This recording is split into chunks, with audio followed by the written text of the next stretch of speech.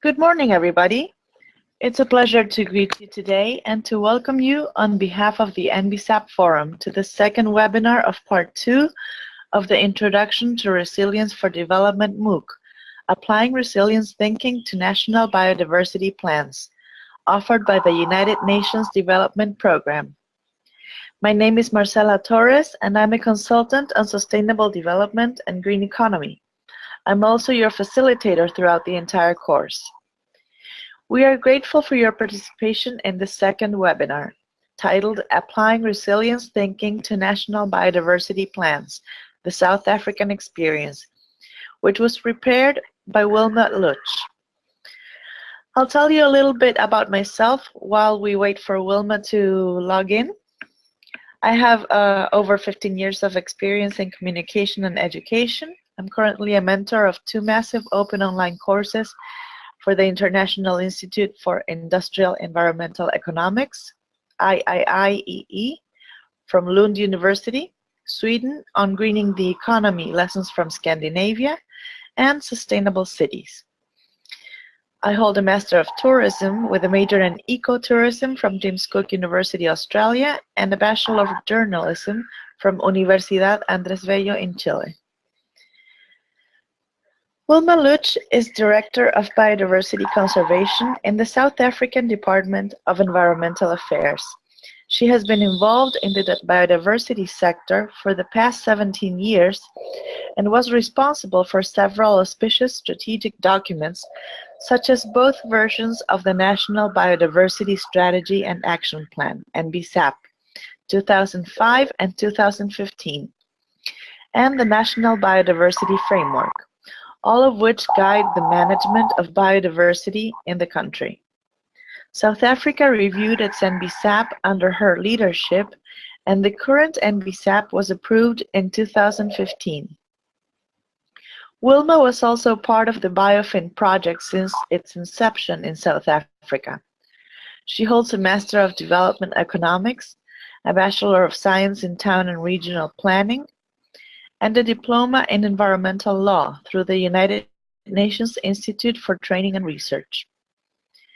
In this webinar, we will briefly describe the process of preparing the 2015 South Africa NBSAP, which applies a landscape approach to work in partnerships across land and seascapes to conserve, restore, and sustainably use biodiversity, while enabling sustainable economic development, rural development, job creation, and livelihoods.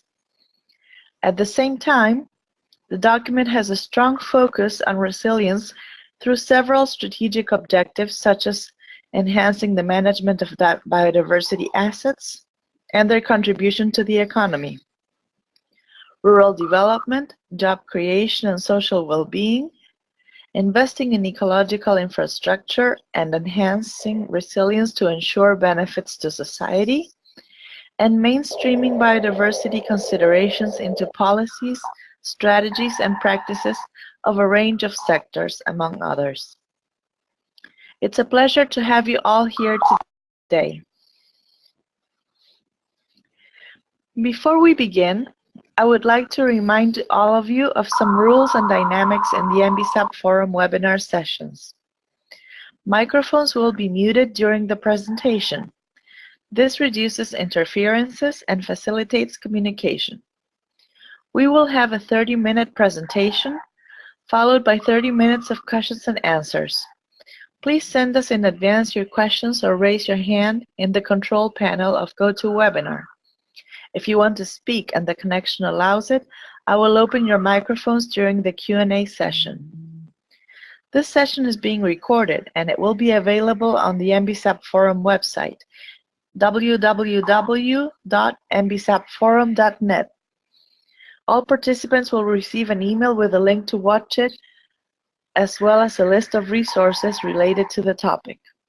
Okay, now we will begin with the presentation. As I said, we will be covering how resilience thinking was applied to National Biodiversity Plan in South Africa.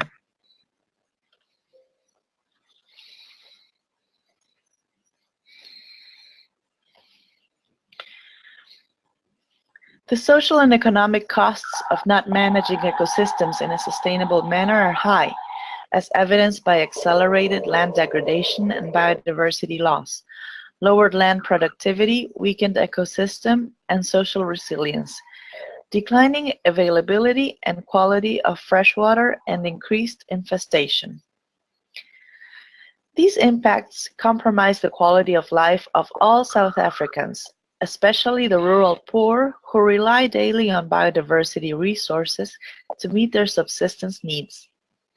Responding to this requires a development path which minimizes pressures on ecosystems and species and strengthens resilience to climate change, while providing opportunities for addressing poverty, securing essential ecosystem services, and addressing other social improvement needs. The revised NBSAP was developed with this in mind, with a strong focus on resilience of ecosystems and species to reach the nation's social and economic goals.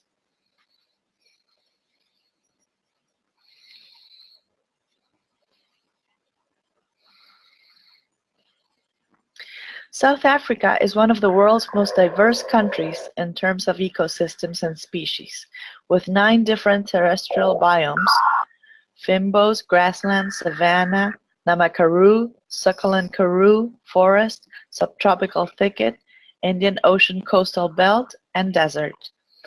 A wealth of freshwater ecosystems, diverse marine ecosystems, and a rich store of marine resources, as well as over 95,000 known species of living organisms.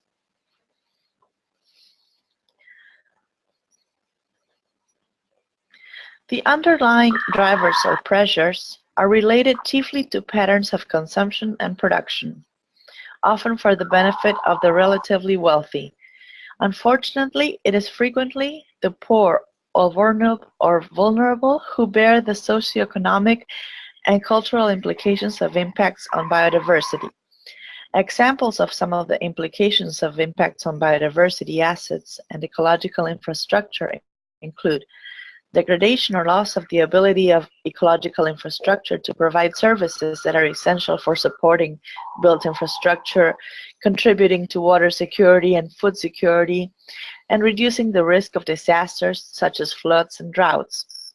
Loss of livelihoods through impacts to biodiversity assets that many South Africans depend on directly or indirectly for production, trade, or consumption.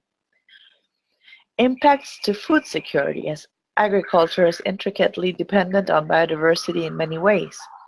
Examples include the dependence on water for irrigation that is supported by healthy catchments, reliance of some cultivated crops on wild pollinators, etc. Tourism relies significantly on biodiversity assets, the protected area network being a significant draw for tourists. The revised NBSAP is based on the fact, here we can see how the biodiversity is affected by all of these drivers.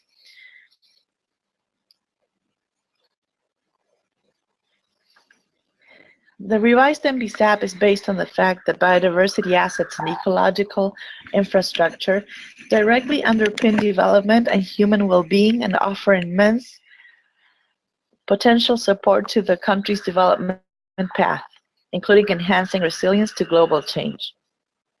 This is enabled by taking a landscape approach to working in partnerships across land and seascapes to conserve, restore, and sustainably use biodiversity, while enabling sustainable economic development, rural development, job creation, and livelihoods.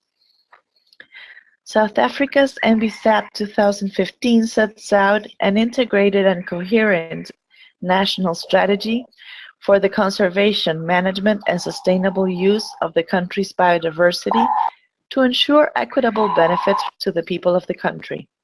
It outlines how South Africa will fulfill the objectives of the CBD and contribute to the global sustainable development agenda.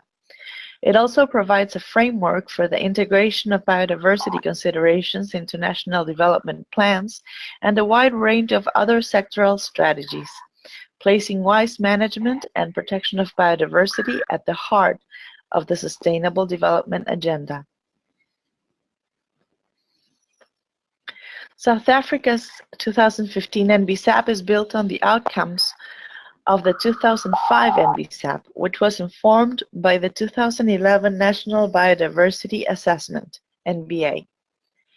Drawing on the best available science, the NBA 2011 also presents new work on geographic areas that contribute to climate change resilience and provides a summary of spatial biodiversity priority areas that have been identified through systematic biodiversity plans at national, provincial, and local scales.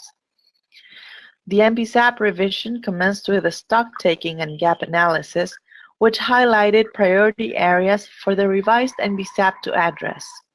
An inclusive and participatory stakeholder consultation process was conducted during the NBSAP revision.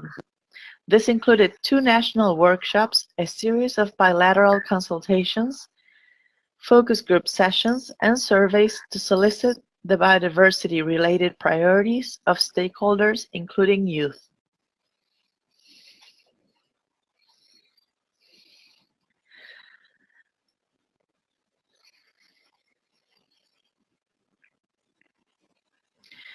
The NBSAP 2015-2025 identifies 6 strategic objectives, under each of which key outcomes, activities designated as high, medium, and low priority, and medium to long-term targets are described in detail.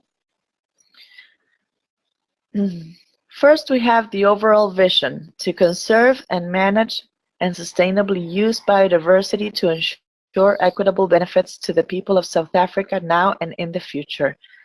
This is the key for sustainable development. Strategic Objective 1 is the management of biodiversity assets and their contribution to the economy, rural development and job creation, and social well-being is enhanced. This includes 4 outcomes and 21 activities. Strategic Objective 2, investments in ecological infrastructure enhance resilience and ensure benefits to society, includes 2 outcomes and 8 activities. Strategic Objective 3, biodiversity considerations are mainstreamed into policies, strategies, and practices of a range of sectors, includes 6 outcomes and 37 activities. Strategic Objective 4, people are mobilized to adopt practices that sustain long-term benefits of biodiversity, includes 2 outcomes and 7 activities. Strategic Objective 5, conservation management of biodiversity is improved through the development of an equitable and suitably skilled workforce, includes 4 outcomes and 21 activities. And Strategic Objective 6, effective knowledge foundations, including indigenous knowledge and citizen science, supports management, conservation, and the sustainable use of biodiversity, includes 5 outcomes and 21 activities.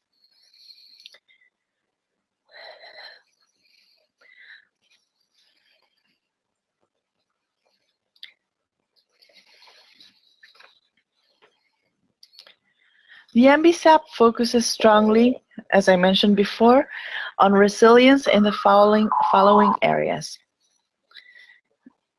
We have Strategic Objective 1, for example, includes the sustainable management and use is emphasized as overexploitation of many species and ecosystems remains as a major threat to biodiversity. Managing biodiversity assets should ensure their resilience to pressures of climate, invasive alien species, and other interconnected elements of global change. So here we're showing the relevance to the IT targets and the SDGs of each strategic objective. So it relates to the IT targets that you see there on the screen and the SDGs as well.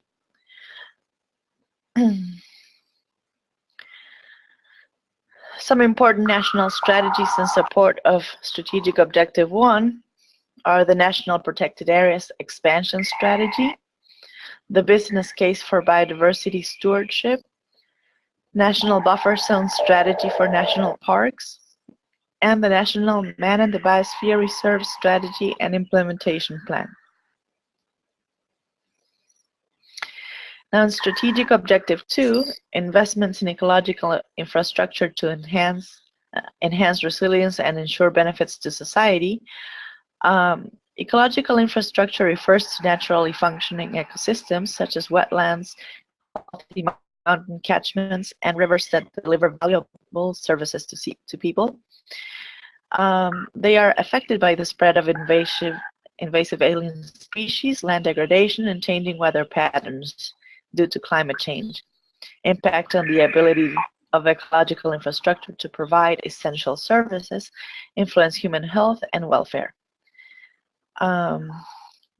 Hence, it is required to invest in the maintenance, restoration, and protection of ecological infrastructure to enhance the resilience of ecosystems to better withstand pressures from climate change. And here you can see the related Aichi targets and sustainable development goals as well.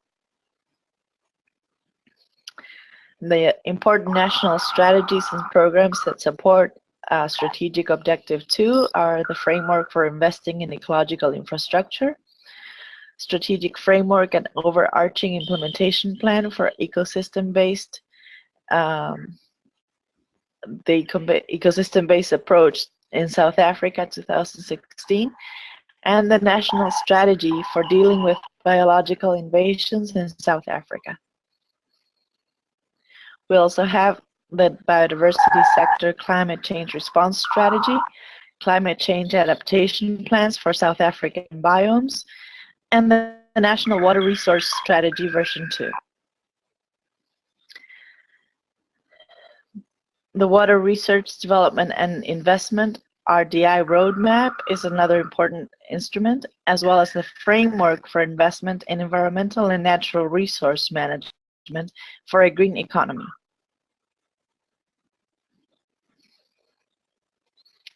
Strategic Objective 3, biodiversity considerations are mainstreamed into policies, strategies, and practices of a range of sectors, is key to the achievement of South Africa's landscape approach to managing biodiversity. It relies on partnerships between different sectors across land and seascapes, and where protected areas sit alongside a matrix of other land and sea use types that enhance biodiversity conservation and ecosystem resilience. Here you can see the IT targets and sustainable development goals associated to this strategic objective.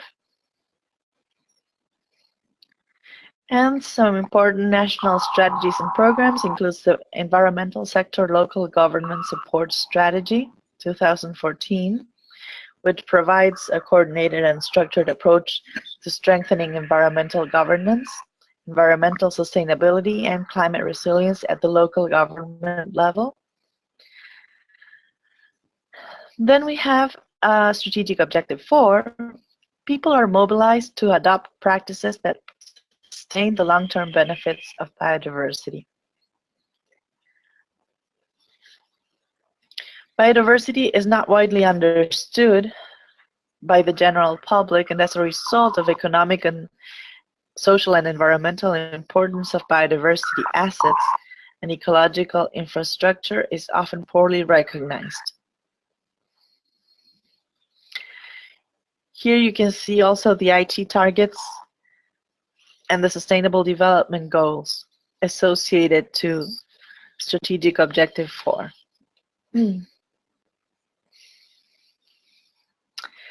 For Strategic Objective 5, conservation and management of biodiversity is improved through the development of an equitable and suitably skilled workforce.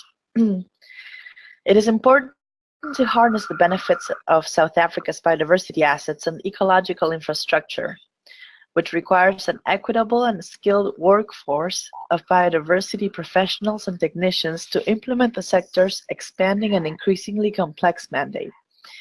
You can see here the relevant IT targets and sustainable development goals, as well as some important national strategies and programs that support this strategic objective, which are a human capital development strategy and the environmental sector skills development plan for South Africa.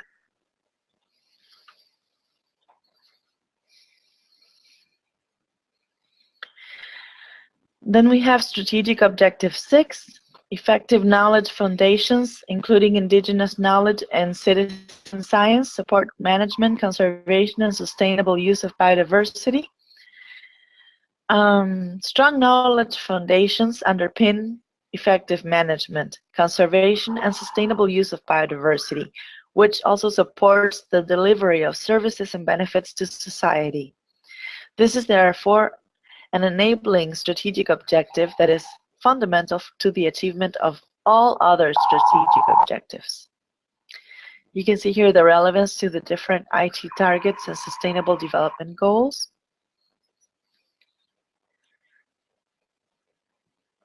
And which show that it covers also IT target 19, which underpins the rest of the IT targets. Well, as a conclusion of this process that was undertaken by South Africa, we can say that no NBSAP is relevant without the proper structures to implement the actions contained in the plan.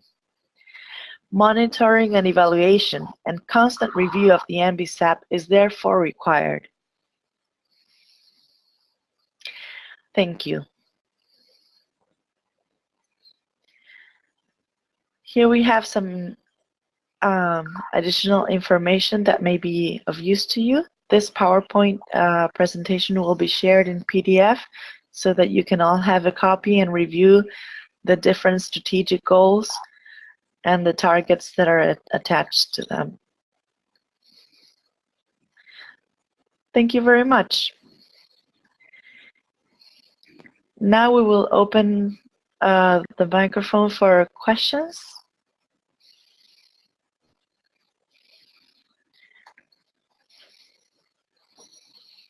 Hello, Marcela. This is Marion Marigot. I am working with UNDP. I'm based in France, but working with UNDP in New York. I had a question on, I understand the speaker has not joined yet for some technical issues, so I will ask to you, but also to other participants, if maybe we can have a group discussions.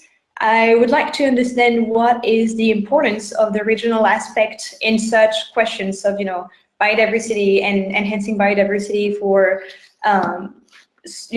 social and economic benefits. So how can, for instance, countries from, South America or Africa could gather together, and how could they share the best practices? And if so, what would be the important points to share among the participants? I think that's an interesting question. I've had some experience reviewing NBSAPs from Latin America, and like you say, there are a series of common issues that are faced by the different countries in the region that could be addressed with a regional focus. For example, climate change is one of them. As in the small island developing states, climate change is significant because of the rising sea levels that are threatening their territory. In South America, for example, many countries are facing the threat of desertification. So I think, and that's present in more or less all of their NBSAPs. There might be different issues in Central America, which is where, for example, deforestation or in the Amazon is more significant than in other countries, and desertification will not be very important in Central America maybe, but it will be in South America. So maybe countries in South America could get together and create a regional strategy. I know there's a regional strategy for climate change in the for Central America and the Caribbean, but I think more coordinated action is needed in this regard.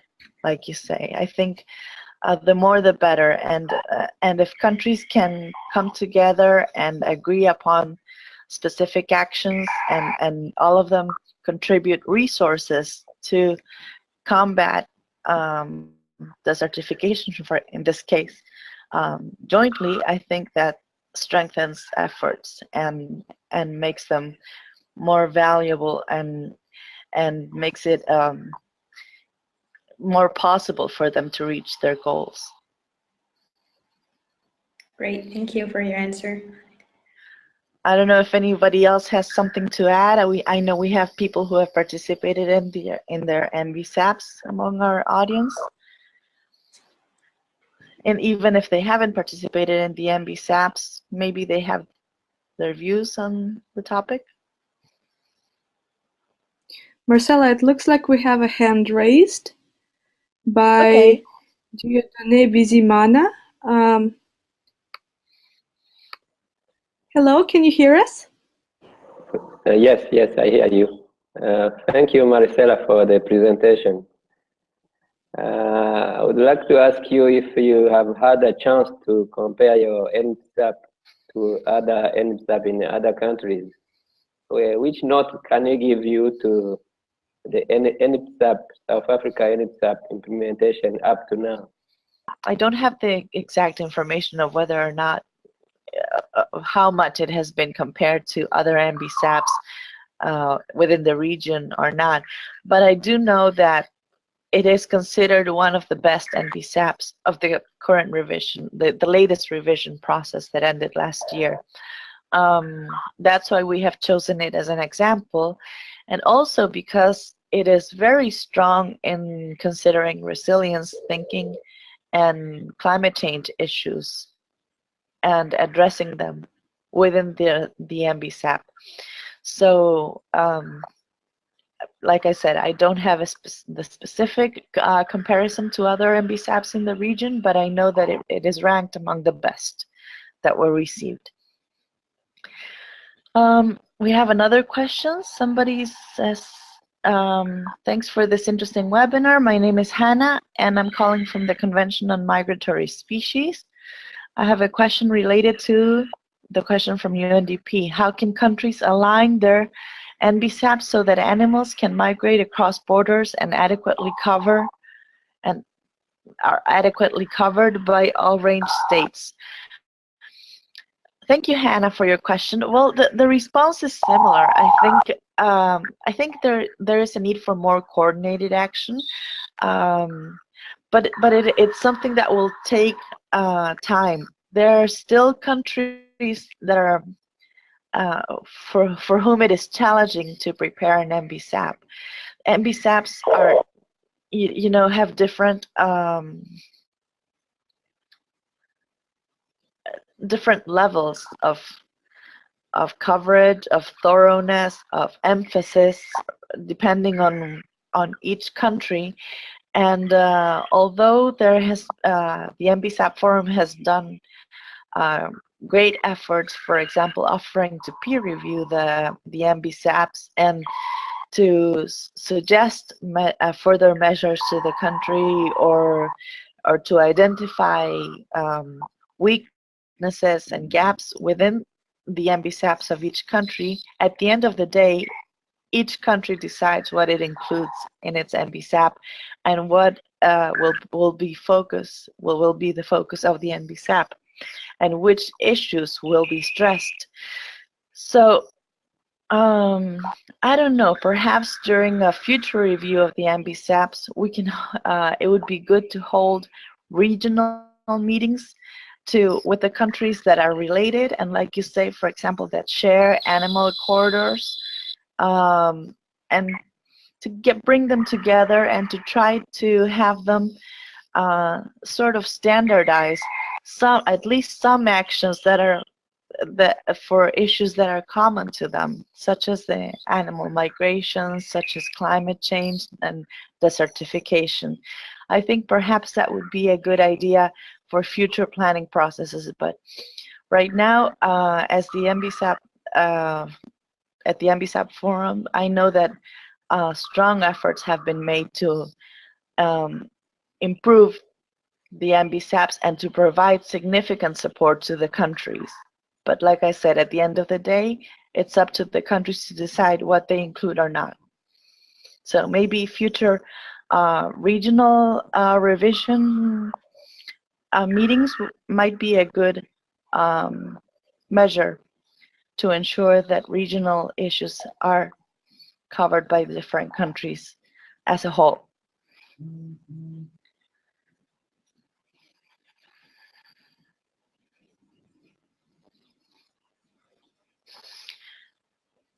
Do we have any more questions? No, so far. This is the only one. Perhaps somebody would like to comment. Maybe we have somebody who has worked on the NBSAPs in their countries. Or Hannah, if you want to comment something about my response, please feel free to raise your hand and share with us.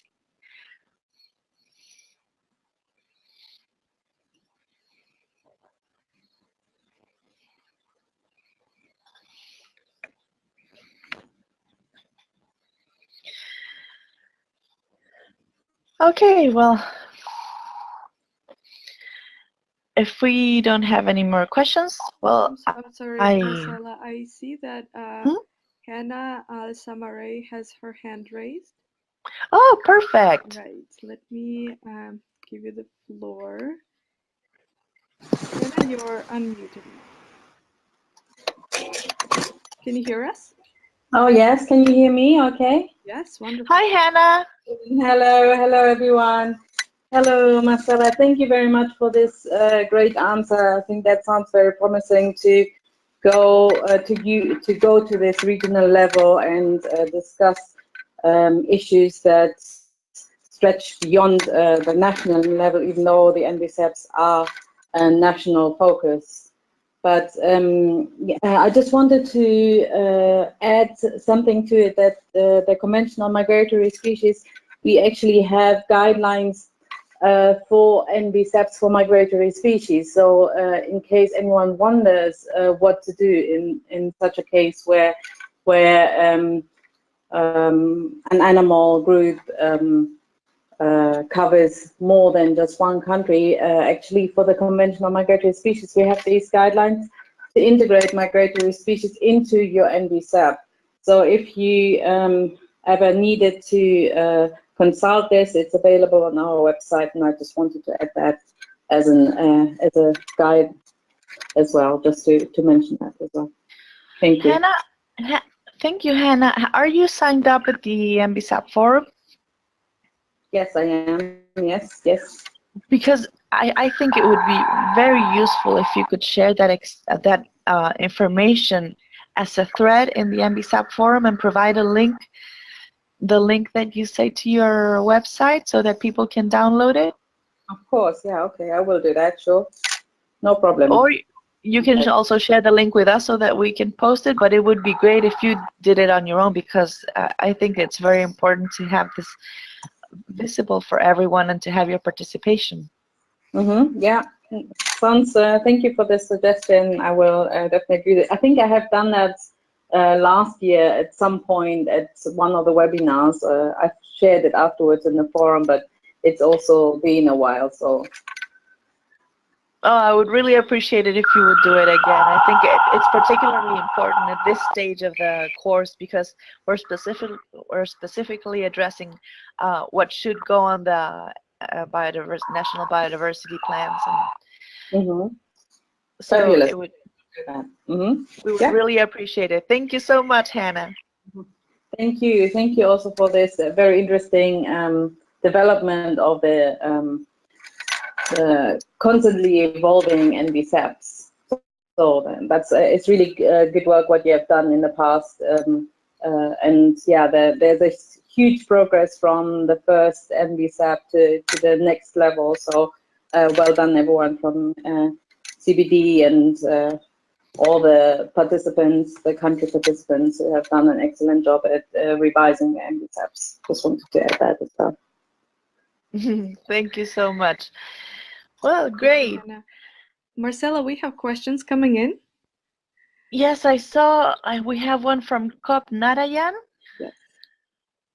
He says, do you think that NBSAPs, besides of being best in write-ups, have not touched the grassroots concerns, mainly due to the lack of adequate information to the common people? It means implementation is always weak at the grassroots level. Well, Kop, this is not always the case. Based on the NBSAPs that I have been able to review, the level of grassroots participation differs, is different in each of them. I will agree on that. And some of them are, you can tell that have been done with a top to bottom approach. But I think most NBSAPs in the latest revision highly stressed public participation and citizen engagement in the NBSAPs. For example, I remember the NBSAP from Costa Rica. It had strong participation from indigenous peoples.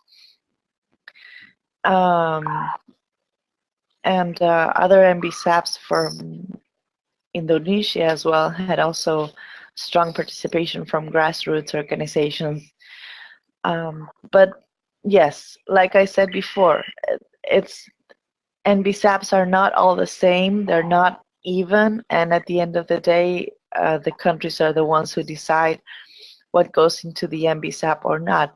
But I think great efforts have been made during the latest revision, and especially with support from the NBSAP Forum, to include more citizen engagement and participation, and to tackle their concerns, for example, in terms of the conservation of traditional knowledge and land titling, etc. All of those issues are covered in the peer reviews that were done by the NBSAP Forum, and in suggestions made to the countries that needed to strengthen that. So I think I am more optimistic than you, Kop, in this regard. Maybe in Nepal, where you're from, I don't know what the specific case was in that country. I'm not familiar with the Nepal NBSAP, but from what I've seen, I know that great strides have been made to include citizen engagement into the NBSAPs.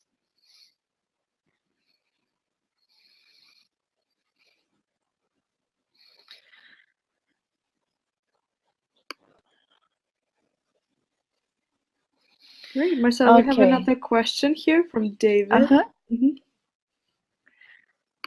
ahead. And it says, how is the work behind the drafting revision of NBSAPs coordinated with non-national actors, and who are these? Who represents the CBD, for example? Well, that depends on the country as well. They're not, the countries are not forced to include non-national actors. They're also, for example, not forced to request a peer review from the NBSAP Forum. They're encouraged to do so, and as the NBSAP Forum is a partnership with the CBD, the UNDP and the CBD are working very closely through the NBSAP Forum to support the countries in their revision of the NBSAPs. But no country is required to invite any international actor or to have a CBD representative overseeing on the ground what the NBSAP work is like in each country. So they just submit to the CBD, and there's a review process, and well, the CBD has studies about on the NBSAPs that they have received. And for example, last year, I remember the Secretariat General of the CBD made some comments regarding some weaknesses, overall weaknesses that he had observed, well, he and his team had observed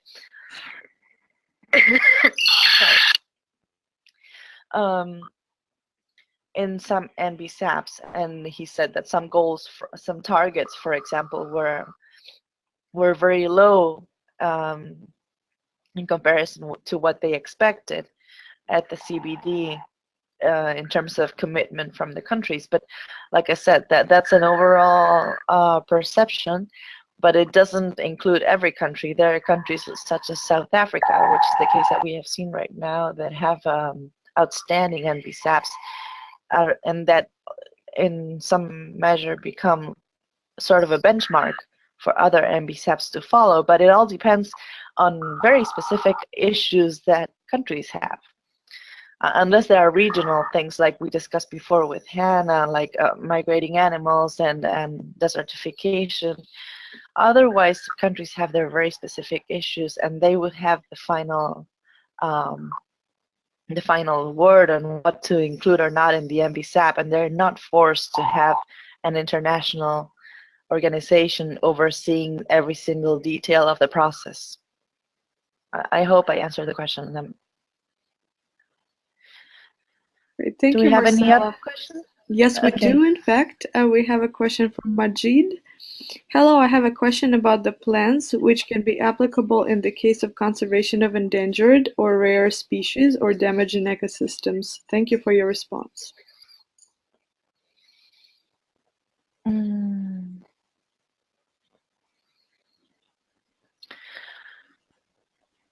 The plans that can be applicable in the case of conservation of endangered or rare species. Right. Well, I don't know. I don't know specifically what you're referring to. NBSAPs have to include actions, ideally to, for example, to halt the spread of alien invasive species. They also they're supposed to have actions to protect genetic diversity and biodiversity, and within the NBSAPs, they're supposed to identify, for example, biodiversity hotspots, important bird areas, etc., and to have associated targets and actions to each of these issues. Like I said, it depends on the country. Not all NBSAPs are uniform. You know, some will stress some issues rather than others. Some will stress more development or economic sectors, and they're linked to biodiversity rather than biodiversity conservation itself. So they're not required to have a specific plan for the conservation of endangered or rare species, although they are supposed to consider targets and actions to protect them.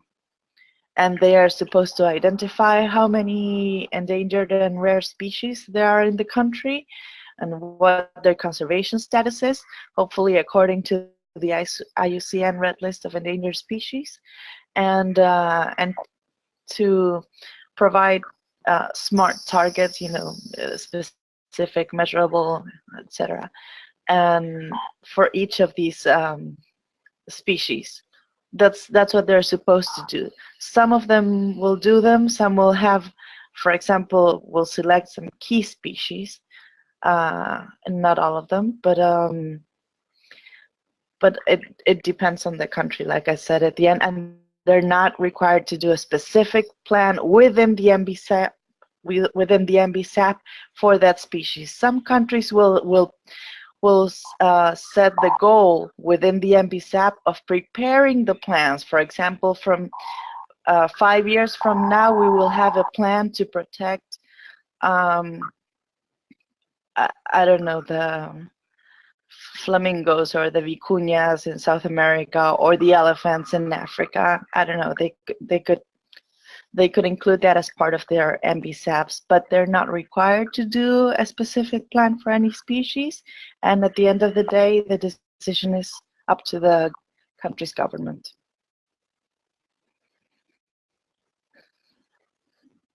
Do we have any? I don't know if that answers enough. If we have. Thank you, Marcela. I don't comment. see any other questions at this time. Are there any participants that would like to comment or ask additional questions? We can give you the word. Okay, I think we have somebody typing their question right now.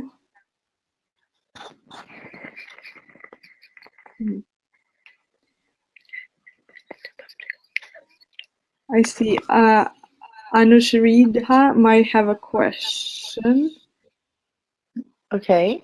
But they said that they might have it, but I guess maybe the question is being typed as we speak.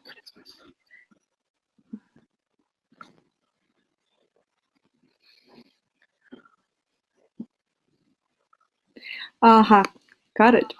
How much pressure can the UN put on countries to implement the NBSAP? Thank you for your question. Well, that's a tricky question. I don't. How much pressure? It's really complicated. Countries are committed and held to comply with the Convention on Biological Diversity, and which is the one that organizes this entire NBSAP revision process. And the United Nations Development Program, as I said, is in partnership with the CBD, has this NBSAP forum to provide support to the countries. But unless a country flagrantly breaches the convention, it's difficult to force them to do anything. We can encourage, the UN organizations can encourage, can suggest, can send notes to the country and say, you know, we expect this from you. We think this is important, but at the end of the day, it's unless a country is breaching the convention by, for example, promoting hunting of an endangered species or something like that, it's very difficult for the United Nations to go and force a country, because countries have their own sovereignty, and that's also crucial in world diplomacy. Countries need their independence and their sovereignty, and the United Nations respects that. Although countries also have to be held liable for breaching any of the conventions that they are signatory to. But unless they are doing something that is flagrantly against the convention, it's very hard to enforce any actions against the country. That's why the NBSAP Forum plays such a significant role in terms of guiding the countries and partnering with them to try to come up with the best NBSAP possible within their capabilities, and, you know, providing expert reviews and support to suggest where weaknesses and gaps are in the national biodiversity strategies and action plans. But that's as far as we can go for now. Thank you, Marcela. This was a great answer. Michael is asking you to clarify what Aichi stands for. Oh, Aichi is not an acronym. It's actually a city in Japan where the IT targets were agreed. Okay, that's why they're called the IT targets. It's just the place where they met. Okay, and well, there are many targets, and the one that's target 11 is the one that's specifically related to biodiversity, and those targets have to be met according to the IT plan. They should be met by 2020. And well, after the IT targets in 2015, the United Nations adopted the Sustainable Development Goals, and many of the IT targets have been included in the Sustainable Development Goals, which run until 2030. So, so countries that are signatory to the Convention of Biological Diversity are especially encouraged to try to comply with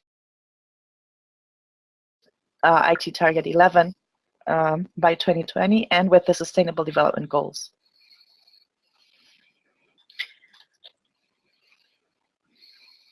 That's a great clarification, Marcela. Thank you. Okay, I don't see any more questions at this time. Does anybody want their microphone open? If you would like to ask a question.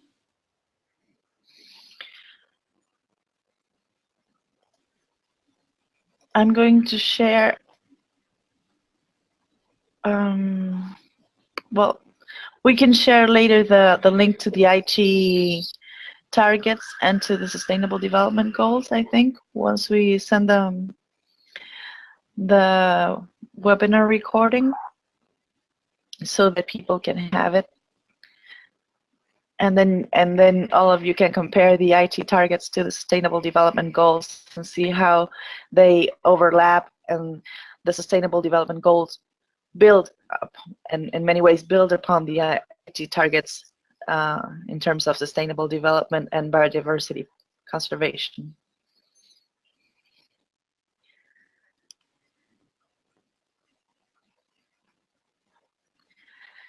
Well, do we have any other questions? No, not at this time, actually. It doesn't look or any like that. comments? Anybody would like to comment?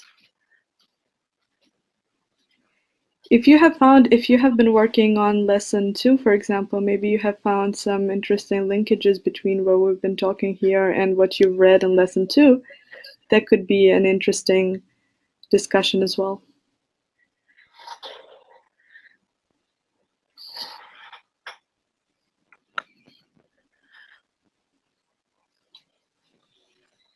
Okay, well, well, thank you everyone for attending this webinar. Hannah, we're expecting your NBSAP post with the with the link to the guidelines for including migrating for including actions related to migrating birds into the NBSAPs, which I think will be very useful for our participants. And thank you all for your time. And don't forget to please check out our website, www.nbsapforum.net, to get the latest news regarding this webinar and the Introduction to Resilience for Development MOOC. You will also find a PDF copy of the presentation and the link to the recording, which will be available on our YouTube channel. For further information, please visit the NBSAP forum or follow us on Facebook and Twitter. Also, please remember to register or update your profile. The NBSAP, before I forget, if you haven't finished lesson 1 and lesson 2, please do so over this weekend. I think it would be great for you to spend some time on those lessons so that you don't have to rush at the end of the course to finish everything and get your certificate of completion. So it's good thing I remember to remind you. Thank you for this reminder, Marcela. Hannah says she's on it already. Oh, good. And I hope everyone else is too, because we're very excited and we want you all to finish this course and get your completion certificate. We're very excited and, woo, you know, rooting for you. And thank you very much, Marcela, for this presentation. It was great. Okay, my pleasure. Well, everyone, like I said, the NBSAP Forum is a global partnership to support the development and implementation of effective national biodiversity strategies and action plans, NBSAPs. It is hosted by the Secretariat of the Convention on Biological Diversity, the United Nations Development Program, and the United Nations Environment Program. So I'm Marcela Torres, and on behalf of the NBSAP Forum and this entire wonderful team that has supported us today, I hope that you all enjoyed the session. Have a great day or evening, and we'll see you next week. Bye-bye.